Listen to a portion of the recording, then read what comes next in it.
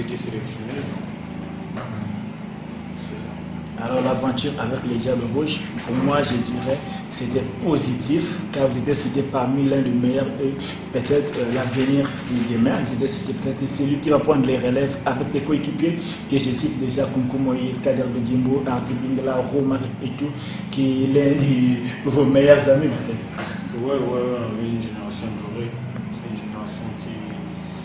Dommage qu'on n'a pas su nous encadrer, mais on était une génération... Dernière meilleure génération, je peux dire, parce qu'il y avait trop de talent dans cette génération. Il y a aussi l'un de notre meilleur de cette génération qui est décédé, qui est Paco, à qui on perd tous les jours. Mais bon, c'est la vie. Merci. Après déjà de faire les œuvres du côté de l'Étoile du Congo, vous avez rejoint Diable Noir où vous étiez très excellent. Après Diable Noir, vous êtes envolé pour l'Europe. Alors il était facile pour vous d'adapter avec le monde du football européen. Non, c'était pas facile pour un début. Déjà quand je suis parti, j'ai parti une année et demie, je ne jouais pas, je m'entraînais juste. Donc c'était pas facile. Du coup, c'était un peu facile parce que j'étais avec ma maman. Donc, tu vois, quand tu es seul, c'est plus facile que quand tu es accompagné. Donc, c'était dur, mais bon, on savait ce qu'on cherchait, ce qu'on était allé faire là-bas. Donc, voilà pourquoi on continue à avancer. Alors, vous avez continué à avancer jusqu'à ce que vous avez signé avec Ludogorets du côté de la Bulgarie. Alors, vous avez même joué votre premier match en Liga Europa. Alors, quel était votre sentiment après avoir joué votre premier match de la Liga Europa? Déjà, pendant le premier match, déjà, je pensais à beaucoup de choses. Déjà avant le match, quand j'ai fermé les yeux, je voyais beaucoup de choses, plein de choses que je ne peux même pas vous expliquer maintenant là parce que c'était une émotion. Très, il y avait beaucoup d'émotions parce que quand je ferme les yeux, je vois Cam 4. Ouais. Je vois Cam 4, je vois Teko Mokanda, je vois mes amis, mes frères, la famille. J'ai dit, bon, je le fais, mais bon, on a route encore très long. Mais quand même, il faut dire que je le fais. Alors, une première partie de saison assez positive avec Ludogorets. Gif Tubota, compte-t-il rester et devenir légende à Ludogorets ou Gif rêve encore plus grand de comme club européen? Déjà, je vais déjà m'imposer, d'abord m'imposer dans le Ludogorets et après aller de l'avant parce que je ne savais pas ce que les Congolais attendaient de moi. Mais je vois juste dans les réseaux sociaux, ce que les Congolais attendaient de moi, mais bon, je me suis dit, depuis que je suis à Pont-Noir, les Congolais me donnent encore beaucoup de courage, beaucoup de force, beaucoup de travail, de penser très haut. Mais bon, je sais que je peux, juste avec le travail, la discipline, avec vos soutiens, ça va aller. Merci, ça va aller. Ludogorets qualifié pour les 16e de finale de la Liga Europa. Alors, dommage pour vous. Vous êtes tombé sur l'Inter de Milan. Crois-tu que vous allez passer?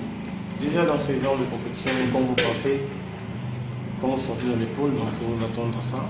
Déjà, le plan n'est pas parmi les grands, mais on est parmi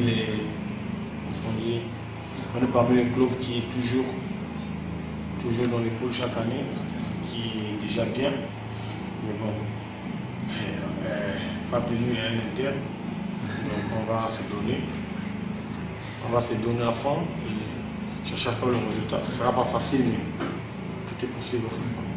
Alors, rendez-vous déjà le 20 janvier, Ludogorets Inter de Milan.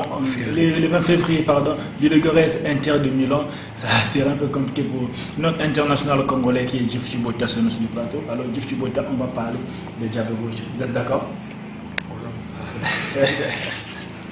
Merci déjà Jeff Chibota. Cette fois-ci, dossier Diable Rouge, chers téléspectateurs, avec lui qu'on parle un peu partout, lui qui est à la une avec le Diable Rouge, lui qu'on parle de bien et de mauvais avec peut-être le Diable Rouge. Alors très en forme, en clé avec Ludo Gores, mais toujours pas sélectionné avec le Diable Rouge, tout commence lors du match amical Thaïlande-Congo. Tu peux nous parler en quelques mots, qu'est-ce qui s'est réellement passé?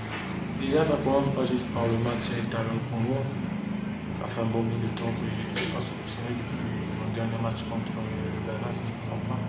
Mais après, moi, je respecte toujours le choix de l'entraîneur. C'est ce que j'ai dit. Quand l'entraîneur ne me sélectionne pas, je travaille encore plus. Maintenant, si l'entraîneur voit que je ne suis pas le joueur idéal, c'est bien, on continue à travailler, mélanger dans le club. Mais on veut servir le pays parce que c'est un rêve, parce que dans ma famille, tout le monde a joué pour le Congo, et moi j'en fais partie et je veux être parmi les membres de ma famille qui ont servi le pays. Donc, maintenant, quand on me sélectionne, c'est bien, quand on ne me sélectionne pas, ça fait mal, mais bon, je reste congolais, comme tu le vois, chaque vacances je suis toujours au Congo. Maintenant, qu'est-ce que je peux dire à propos du match contre Thaïlande? Il y a eu une mésentente, mais bon, c'est pas grave, on avance. Donc, on laisse tout entre les mains des dirigeants parce que c'est eux qui commandent. Moi, je ne peux jamais commander. Mais après, bon, j'ai dit ce que j'avais à dire parce qu'il y avait des trucs pas bien sur mon nom. Les gens doivent savoir que le nom Chibota, c'est pas moi qui ai commencé le nom Chibota. Je fais que suivre le nom Chibota.